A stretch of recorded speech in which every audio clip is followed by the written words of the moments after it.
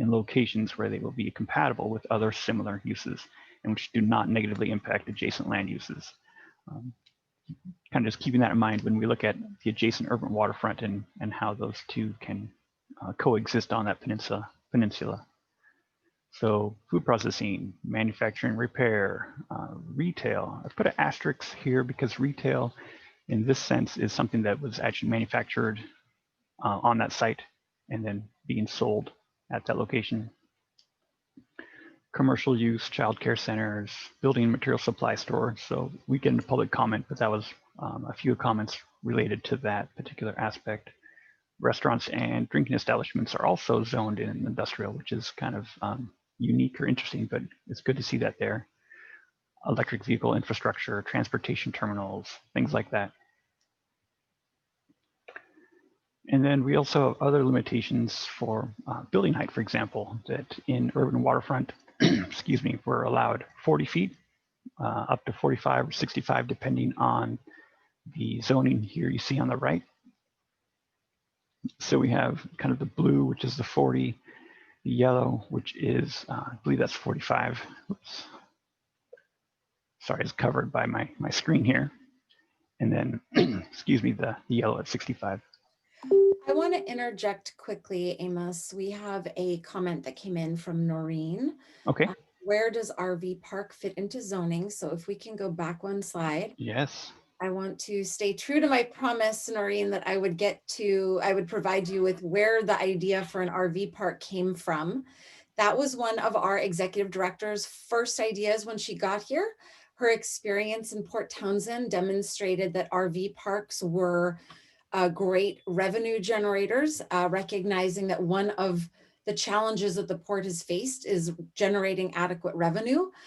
So that is where it originated. Where does it fit into zoning is a really good question. We have submitted to the City of Olympia a text amendment to their code to include RV parks in that urban waterfront area. So that is really a great eye that you have for that zoning. It isn't currently there. It is in process with the city to authorize it.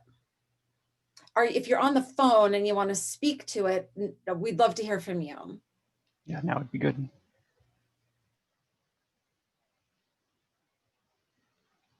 Well, we'll move on if there's. You meant me. This is Noreen. Perfect. I guess my question then is, it was really helpful, Rachel, when you explained, yes, we can't give away state property. Any of us who've worked in state agencies know that, but we need to stay within these regulations. But then to find out if asked the specific question, we've already asked for an exception or an amendment to the current zoning. So it certainly is possible to ask for zoning amendments for anything else that might not fit into these categories. Is that correct? Certainly, always the opportunity to request changes to city code.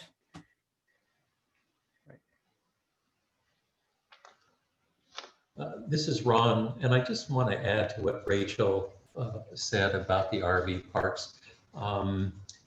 These type of functions can be great interim functions. When you look at the big picture, having parking lots, RV parks, those kind of things are not exactly the highest and best use for our waterfront. Now, that being said, it's the port's mandate to put their properties into the best use that they possibly can. And so sometimes you can't jump to the end, what we ultimately would like our entire waterfront to be. You have to get there in a segmented way. And so that is, I think, one good use, and the function has been proven to be a good economic generator. And then in time, when the marketplace says it's ready, perhaps the RV park moves to a different site, and that site, because of its prime location on the waterfront, becomes something that maybe is a mixed use development, something that generates even more income. It has to be almost like a good business case. There has to be a reason for wanting to change that use in the future. So that just yeah. Go ahead. You're exactly right. And that's been our talk internally is, you know, we do hear, and it came up again at the first public meeting, the compelling the port to make sure that whatever decisions we're making are revenue positive. And so the thinking behind the RV park is this is an opportunity for us to create some revenue with an open mind to the future, that if something else comes along that that brings forward a compelling business case, we're all ears. We're all ears in general. If that compelling business case came forward tomorrow, Alan would sit down and have a conversation with you. So what we're trying to do is create business lines that can generate the revenue that we are needing to generate for the organization, so that we can do cool things like manage our parks and plazas and those community assets that we all really love.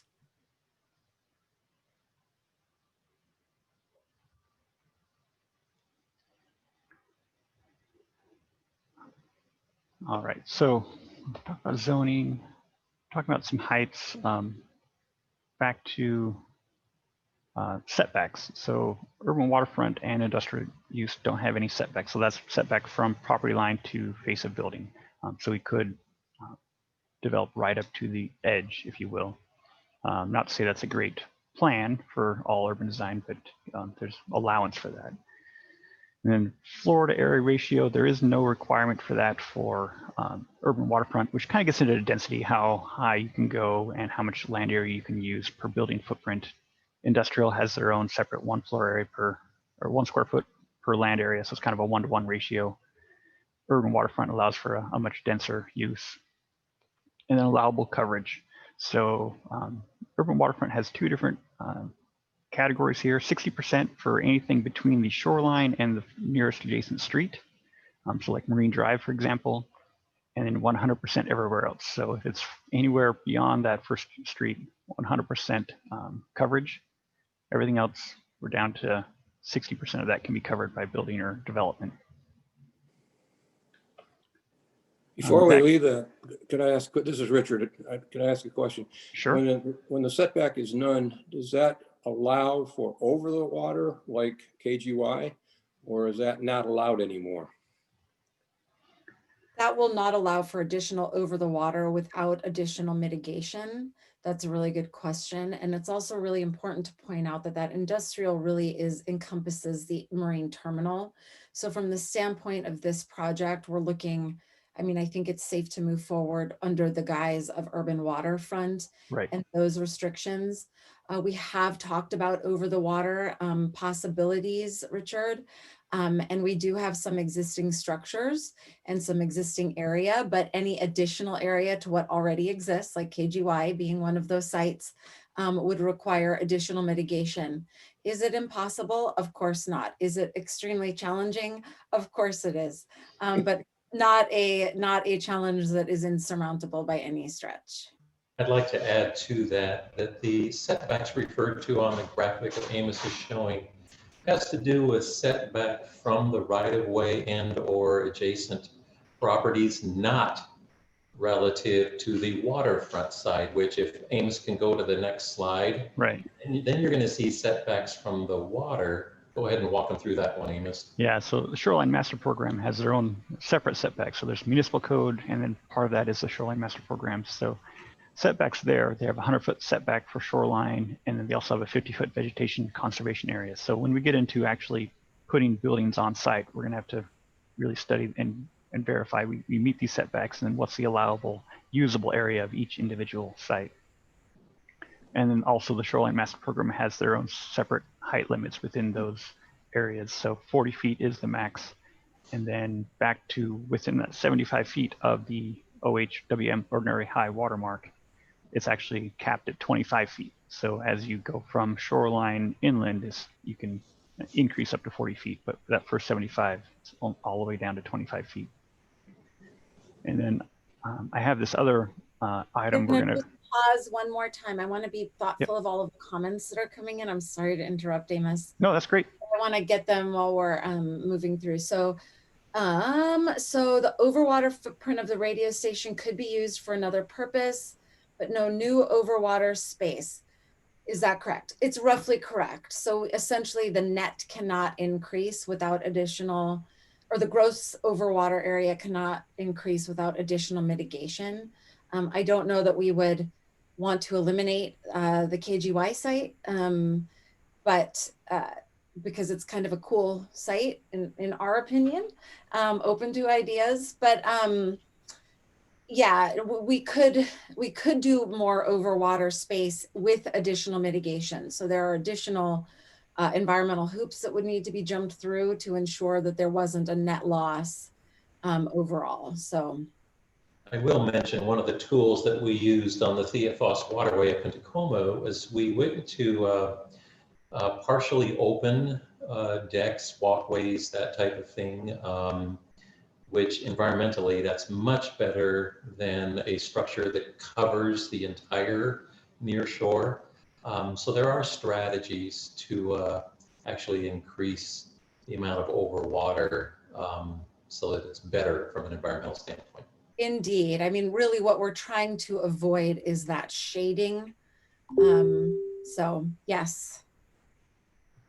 I suggested you, in your public comments at your next meeting, that be discussed, because I think a lot of people would looking, since it says zero on certain areas, zero setback, that they would just probably could be thinking about over the water.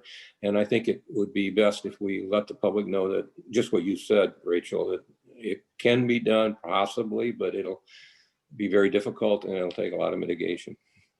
We'll clarify those setbacks, what they refer to. And another question, could the prior overwater space, which is now old pilings at the space next to Hearthfire, be used as overwater space again? And the answer is yes, that's on our radar. You're reading our minds. Good job, Noreen. So yes, that's considered, I mean, at this point, that's our understanding. So, and that is a pretty cool location.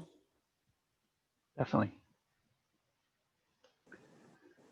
Another component with development is parking, and the city has minimum maximum requirements for parking. I put varies here. I'll come up with a chart that helps explain each use, but when we develop a site, we have two parking approaches. One is a structured parking, which can get pretty expensive pretty quickly, or surface parking.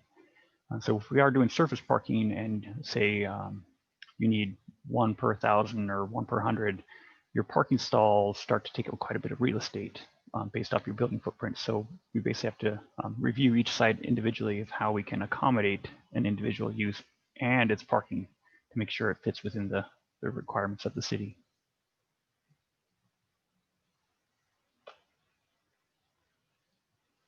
So the next component, get into finance and feasibility, and we're still working out the best way to present and share this information. Right now, I think if Alan's online, I'd like to have him speak a little bit more about what we can share currently. And yeah, I think, in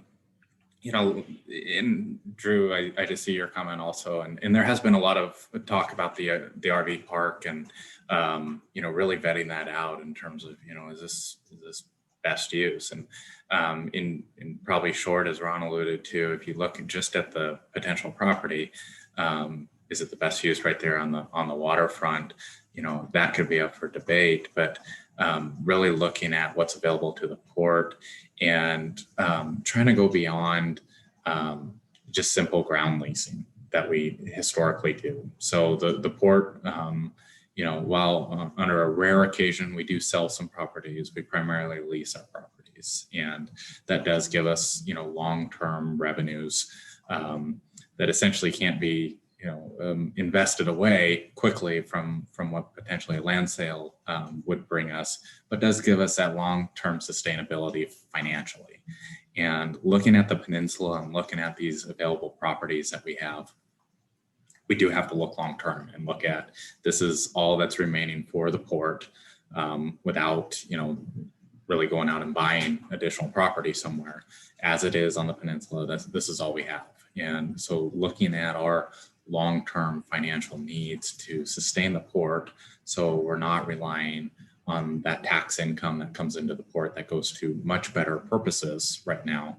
we can really generate our own revenue off of our lands while providing those public amenities and that public benefit and public accessibility to these properties. So looking specifically at the RV property, understanding, this is a landscape right now that the port hasn't had people beating down the door saying, hey, we want to develop on this property.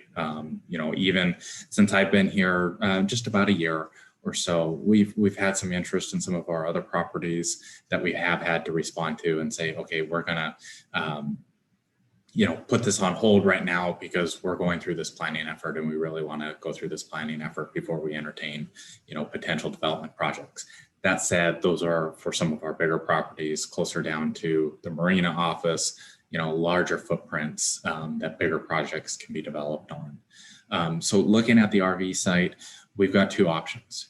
We can put this out to market and try to lease it, or we can go beyond that and look at placing an operation on it that gets us an operational income versus just a simple, land lease income. Land lease income is nice. It's steady. It's long term. There's really no risk involved as associated with the port. We know what we're going to get. In the event of default, we simply get the improvements back. It's very safe for the port for sure. Or we can take the other approach where we invest in an operation, and that comes with risk too. But with that, our hope is it also comes with more revenue potential. So the RV site specifically, it's an awkward site. As Amos mentioned here, we've got setbacks from the shorelines, and then also we've got overall coverage requirements on the site, and then it's just an irregular shape, being kind of long and narrow out there. So it limits what development potential there is. So we did run numbers and kind of for comparison without getting too in detail, but the port establishes our rent figures. Say if I was going to lease this property, generally we would have the property appraised, and then we determine what sort of return rate we want on that property. I would say market probably around 8%, but there's lots of arguments out there for higher or lower. But historically, I've used anywhere from 8 to 10%, more so been on the higher side. Obviously, the public and those interested in the port sustainability wants us to achieve on the higher side. Those that we rent to want to see it on the lower side. But for comparison, properties like around the Children's Museum, that was one of the more recent properties that we have had appraised, that came back at a value of $35 a square foot. We can take a return rate of that from 8 to 10%, anywhere from $2.80 to $3.50 per square foot annually would be the revenue for the port. We applied those type of numbers to the RV site, and what we did figure is net. So this is after considering the investment into the RV park along with our operational costs, understanding that it's going to cost us money to run the site. We can improve that number at $2.80 to $3.50 a square foot. We can improve that with our operation by about $1.40 a square foot. So it provides us, especially on a percentage standpoint, a significant increase in potential revenue for the site. And that's really stuff that the port's going to have to be looking at as we realize that we're operating under a limited basis with only a few properties left over there. So we've applied that concept to the RV site. And just as Ron had mentioned, if we develop out other areas, or we do have somebody approach us that say, we've got this opportunity for us, we realize you're making, $4 and something a square foot off of it right now, we're going to give you a proposal that's going to make more, so long as I can say that we've, returned our investment ultimately into the, project that we put in to develop the RV site. It would be my recommendation, absolutely, to say, okay, this is a better project, this is a better use, it's going to be better for the port, it's going to be better for the public. Let's go ahead and move on this. And that said, and that can be a very short time frame just off of our, estimated return of within 5 years for the investment that we're going to do for the RV park. So we're looking at that beyond the whole, down the whole peninsula. The hotel site is another one. It's just potentially much larger numbers.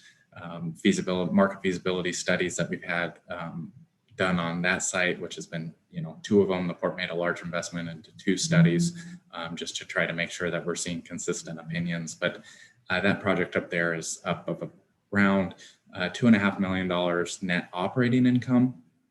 Keep in mind that does not include the cost of what it would be. So you would still have debt service subtracted off of that. The real question there is, what would a hotel cost based off of what the market study said to build in terms of approximately 130 rooms. So that's something more we're looking into. The RV site has been more fleshed out.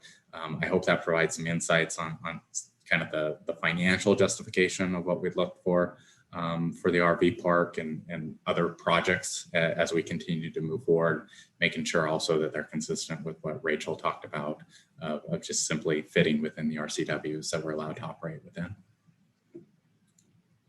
Great. Thank you, Alan. So I have up here a few list of kind of potential uses. Amos, yes. I see Mark's raising his hand. I just had a quick clarifying question on that, Alan, which is, you said for the hotel, kind of minus the cost of providing service to the hotel, what kind of services would the port envision providing to a hotel operator? So, and this was kind of, both these projects were early on to me starting here. One internally was the RV site, a little bit internally was hotel, but also more as I started to go out and meet and talk with people, unofficially, not in this type of format, but we kept hearing, oh, we need a boutique hotel, we need a boutique hotel, or we need another hotel, another offering. I took it as, hey, that's great. I like nice things too. But can the market actually support that? And so that's when I went out to a company called HVS, which is a very large, well-renowned hospitality consultant. And then to back their positive study up, I went to CBRE, which has a hospitality division. They came out the same. They came back saying a upscale offering, not a luxury offering, but an upscale offering of around, CBRE came back at 130 rooms. HVS came in at 150 rooms. So I don't consider that a boutique. That's obviously on a larger size than what I would consider a boutique hotel. But with that, if we were to go down this process, and commission authorizes us to do that, we would go ahead and start then talking to brands, what sort of national brands offer out there to really fit Olympia. And, in our just quick initial survey, there's some brands out there that do, I would say, kind of fit more of the boutique interest by allowing hotels that aren't prototype, pretty much all of your Holiday Inns and such look very similar. It's because they offer a standard plan set of saying, here's the building, plop it down.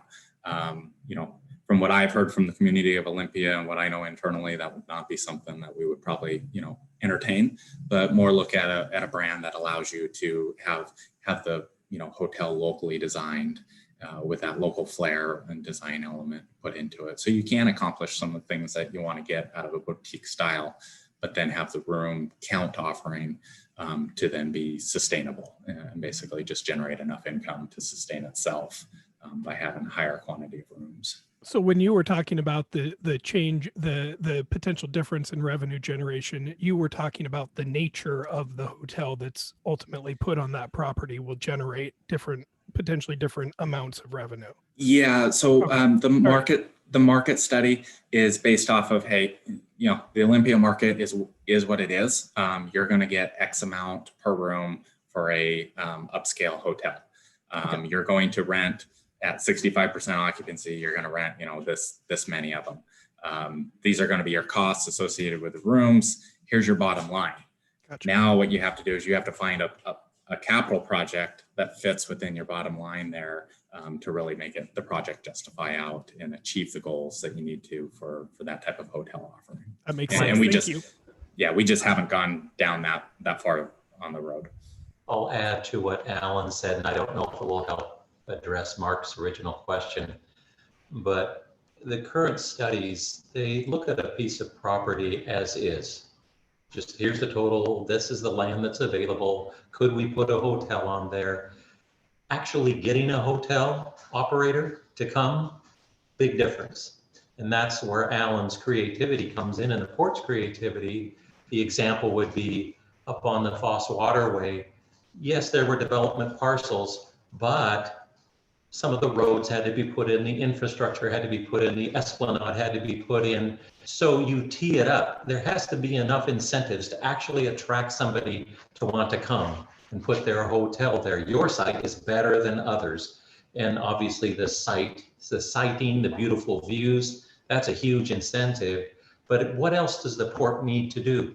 And so Alan has to weigh those in the final analysis to say, okay, what does it take to actually get a hotel operator to come here? And then who's building it? Is it the hotel operator that's building it? Is the port involved in any of the capital improvements? And then that's part of the lease. And so there's a lot of different permutations of that.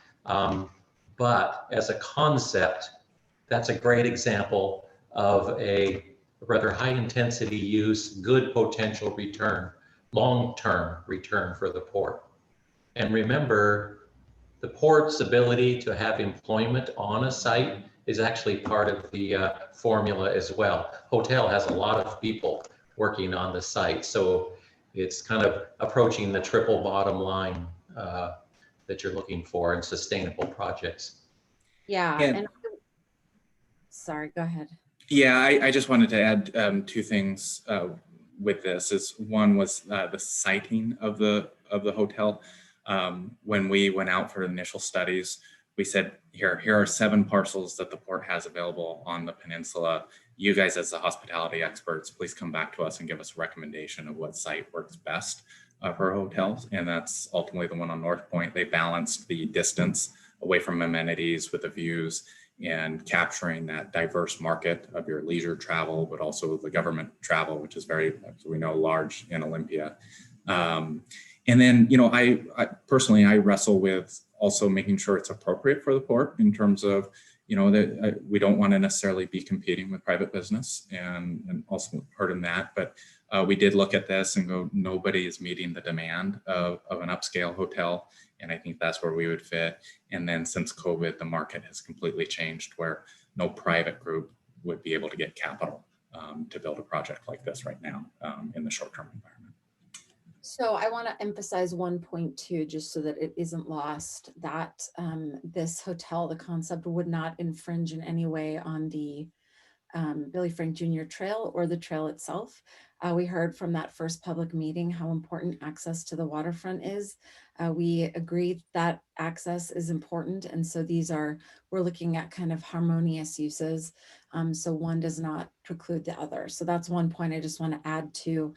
Also, we have some questions on the chat, and being ever mindful of the chat, I want to make sure that those get answered. Drew Phillips, there used to be a trailer and car parking west of Marine Drive that was taken into the terminal use. Is there an option to shift land west of Marine Drive for use by this planning? So as you'll recall, there is one lot that is west of Marine Drive that is being contemplated. As for reaching into what is currently the marine terminal, that is not on the table right now. So who knows what the future will bring, but in the conversation that we're having through this CURB process, we're not contemplating any kind of change to that existing use. Does that answer your question, Drew? Is Drew still on? There he is. He's not on. Maybe he's not listening, but Drew, that's your answer. You're muted. So another comment from Noreen, is the intent of the RV site to provide short-term holiday type stays, or will it be for long-term RV dwellers? These could be very different in both an income and community impact. Right now we're looking at more kind of vacation stays, Noreen. So we're not looking for, long-term rentals. And I believe TJ is on here. It would be part of his business line. So I'll let you speak to that. I don't want to preempt some of what you're thinking for your business, but based on my understanding, we're looking more at the holiday stays. But TJ, do you want to pipe in? Yeah, we're looking at more of a resort style RV park. So it'd be short term only. That way it would be promoting more tourism into the area. That would hopefully be supporting local businesses and restaurants with that.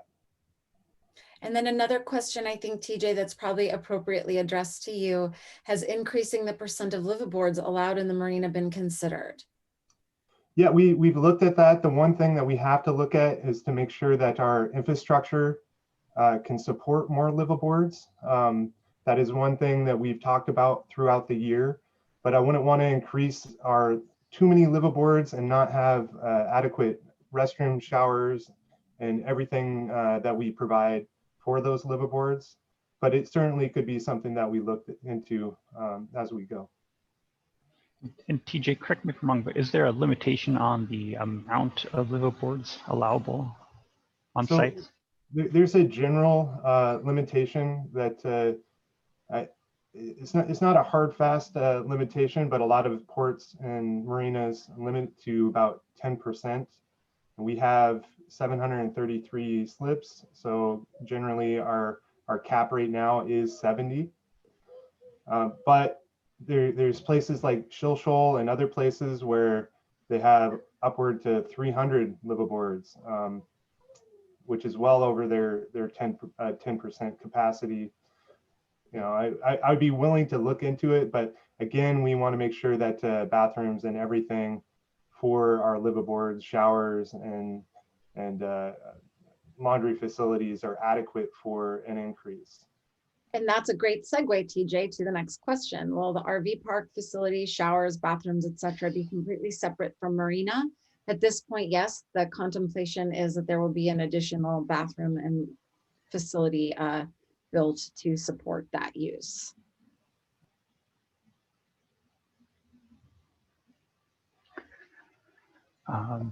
So back to presentation, we'll answer some more questions as they come up, but I added these items up here as potential land use types. I think we need to kind of step back. A lot of these were generated from the first public outreach that we had, and we can get into some of those items like the sailing center. That was one that was brought up by many people and supported by others, as well as light industrial. So I think pulling that back to a more general picture, like Alan was saying, basically these are all leasable type uses that, or most of those are leasable type uses that the port gets a certain return on investment versus other operational uses that they can apply. So we're going to modify this a little bit to correct that or get the right information out there so it's very clear to the public about what numbers are applying to what. Amos, Chuck Fowler here. Can we broaden that category of potential income land use from sailing center to marine center, which would include maritime museums and sailing centers and paddle boards and, Sure. and even a marine science center? So I think that category needs to be broadened out. Yeah. And we'll get into that, but we do have a whole collection of people and recommendations that have come across basically sailing center, marine center, educational, boat building workshops. So a whole variety of things that we're going to have a list of those types of potential uses that the public has been requesting. Okay. Thank you. And I do want to just say again, and it will sound like a broken record, and I'm comfortable with that. That's my job. Chuck, I'm here to help with any kind of convening that needs any support, as some of those kind of like uses may want to come together to build that compelling case and meet the financial and regulatory goals that we have. So I hope that folks are looking to the port as a partner in this. So Rachel, could you elaborate on that a little bit? Chuck just mentioned several, a marine science center, sailing center, these type of things. These uses, they typically are looking for a lower lease rate. Yeah, and that's where the hope is that folks can come together to achieve the financial thresholds that we need to bring to the commission per commission policy. So we are, you know, I would love to have a unicorn farm down on the Port Peninsula, but I have to be mindful of what the Port Commission has adopted as their financial policies. So the port has financial policies it has to reach. One of those entities likely won't, like you say, Ron, be able to get there on their own. But if folks are coming together and resources are pooled, then there's a much greater chance that we can hit those commission directed financial policies. And does that help? I just want to make sure it's grounded for groups like Chuck or Estuarian or Sailing Center and that sort of thing, that individually, it's like the port's hands are tied, I would think. Yeah. Collectively together. And that's why every meeting I say, let's get together, let's create the coalition, because together you're going to be able to hit those thresholds where autonomously likely we can't do it per our own internal policies, per regulation, per all of the things that Alan and myself spoke to today. And that's really what this presentation is getting at is, you know, we're a community of creative thinkers. So to hit those thresholds, I know we can get there. I know that the port is particularly interested in these uses, the Maritime Center, the Sailing Center. I mean, these are, and TJ, chime in if you have a different perspective, but these are things that we want to see succeed. And we at a staff level have to be mindful of our leaders, which is the Port Commission, and the policies that they set for what we can and cannot do, as well as the policy set by the Washington State Legislature. Alan, TJ, do you have anything else to add? Just a total agreement that we do want to see those, because the other thing they offer is it's another amenity and thing that brings people down to the waterfront. So they're great purposes, but at the same time we're constrained by, you know, the legislative and financial needs of the port. Rachel, I think that some of us, some of the nonprofits have met individually, like 3 of the nonprofits, but I think we do need to follow up with your offer to get a larger group of nonprofits together to talk about what could be done in terms of the Maritime Museum, the Marine Science Center, Sailing Center. Awesome.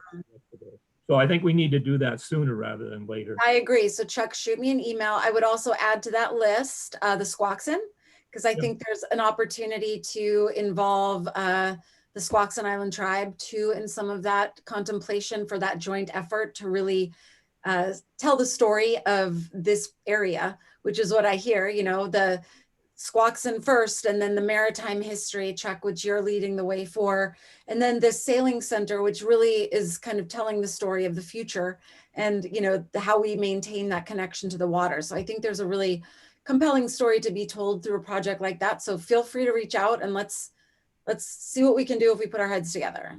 Okay, I think in the maritime history area, there is a recognition that we have been too Euro-American focused and not enough with the native. So for some of us, the native component is already included. Awesome.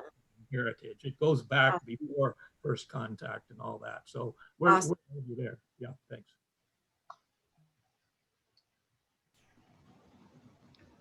I see another comment from Noreen. Are there any potential partnerships with local tribes being considered for a casino on the port property? Is that even permissible?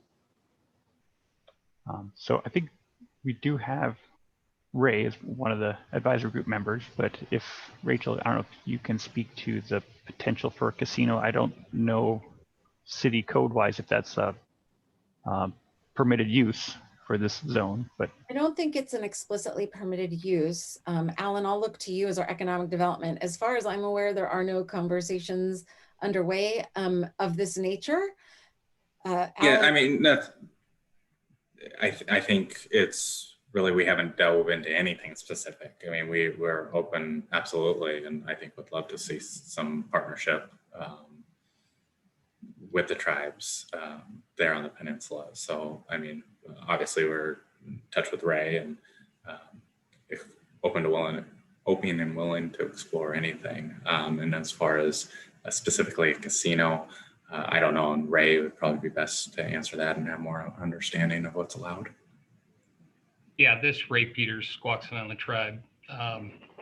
We have not thought of that type of partnership. We are very open. We have quite a relationship with the city of Olympia and with the port. And we look to partner in economic development. But the casino, it's not impossible, but it's quite a process. So, you know, I think it would probably, we're not looking that way. yeah, I think more of our land use constraints and setbacks, building heights, all of that would probably just be more of a limitation if it was allowed.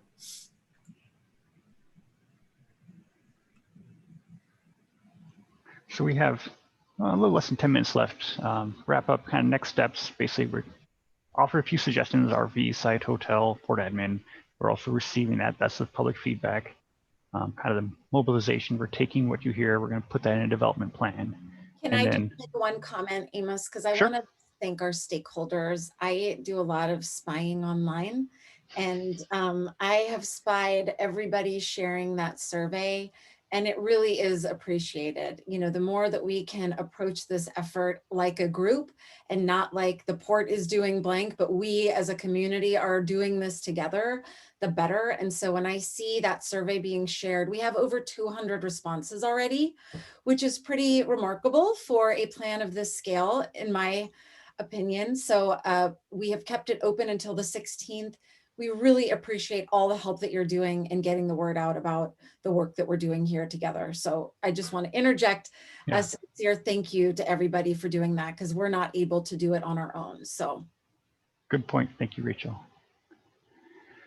And then ultimately, we're taking that development plan, we're going to organize it, report back with confirmation of what we heard to the public, make sure we're in alignment, and then hopefully in near future, we can actually start to implement some of these components.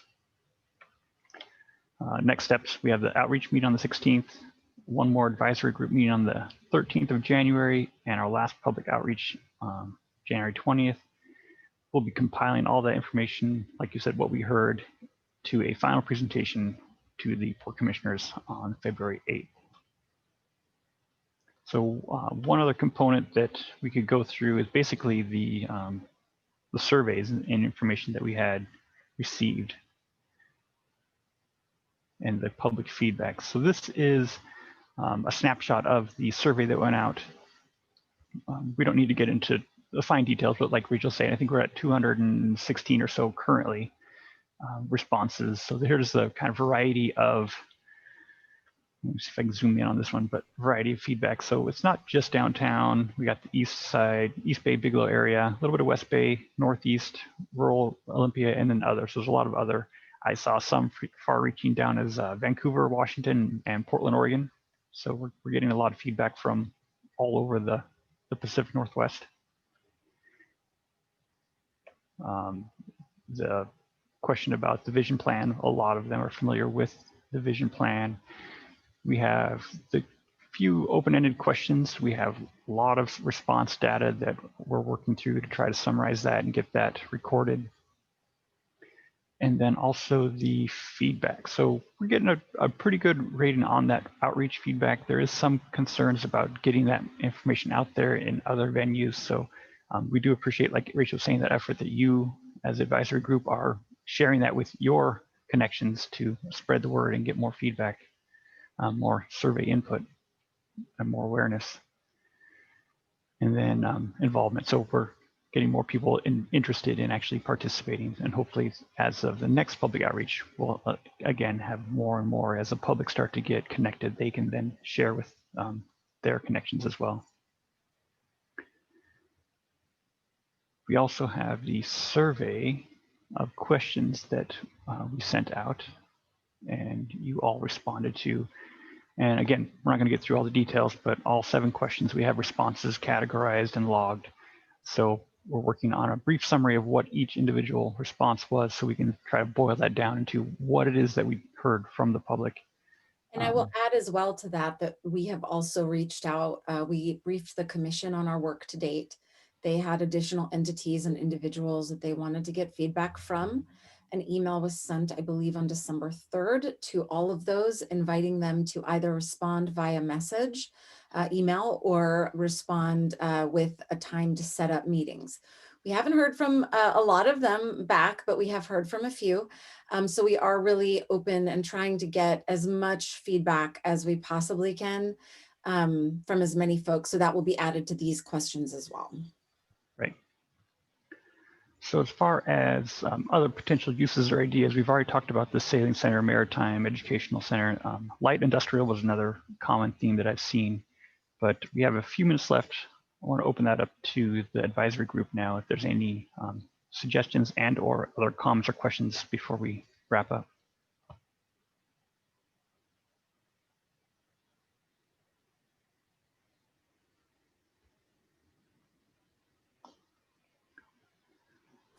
This is Richard Wolf. Just a question or a request. Could you send out the document that you're showing right now, the responses to questions that everybody did? I think would be beneficial for all of us to be able to see what the others are thinking.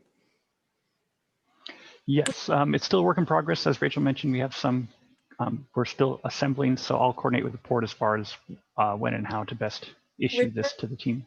The short answer is yes, we will send it, but the longer answer and request is, are you comfortable waiting until we can incorporate a few more interviews that we have so that what you get is comprehensive and we're not sending multiple iterations of the same document? No, I think it's perfect. Okay, thank you. And we'll also, go ahead, Noreen. Sorry. I know I've asked a lot of questions today. Good. It's a very exciting time. Good, yeah. I do have one more comment that I wanted to make. When my husband Myron and I were out walking the property again a couple days ago, we were looking at that area where the old pilings are that I mentioned and looking at the possibility for a sailing center there. And then just looking at that section and thinking how wonderful it would be if we had the promenade, walkway, trail, extending all the way past the hearth fire and the old pilings area, and then down that side of the log yard, the west side of the log yard, so that we could connect all of this together and back to the downtown businesses. I think that would be just wonderful. So I just wanted to throw that idea out there, make sure we have it on the list. Yes, awesome. Duly noted. And we have heard that. I've heard that. I've been at the port for about 5 years. So I've definitely heard that from constituents. So thank you for bringing it to the record here. Thank you. I see Leonard has his hand raised. Yeah, thank you. Leonard Bauer from the City of Olympia. And just kind of to tag on to the comment Noreen just made, one of the ways to do that is kind of looking at, interesting uses to pedestrians, and this is almost this entire area is in our downtown strategy for Olympia. The adopted downtown strategy from a few years ago is in what we called our art and tech district. And I would encourage, particularly around the light industrial uses you've been hearing about, that what we've been trying to encourage is light industrial uses that provide some interest to the pedestrian or some interest to people that draws them along that. And that can be as simple as large windows. I don't know how many of you have been by the Naked Prosthetics, which used to be the Alpine Experience building. Naked Prosthetics is a manufacturer of prosthetic fingers and hands, but they have huge windows they've put into that building to be able to see into the process. And they're just in the process of occupying that building, so it's not fully there yet. But that kind of thing around light industrial or a retail component, as we mentioned earlier, and that's why that's in our zoning. So trying to have even the light industrial and uses that you might not think of as being just public uses, having them be designed and have those components that have an interest to the public, then can draw those people up and down through that corridor that Noreen was talking about. So we'd certainly want to encourage that wherever we can together.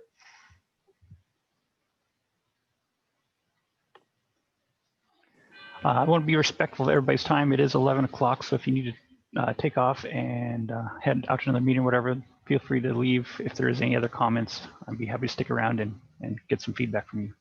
I actually need to leave. I have a Bud Inlet remediation meeting to get to at 11. So just want to reiterate my sincere thanks. This is a really exciting and fun project for me personally, and I appreciate your continued engagement. Noreen, I see your comment. Send them an invite. Awesome. Thank you. Thanks, everybody.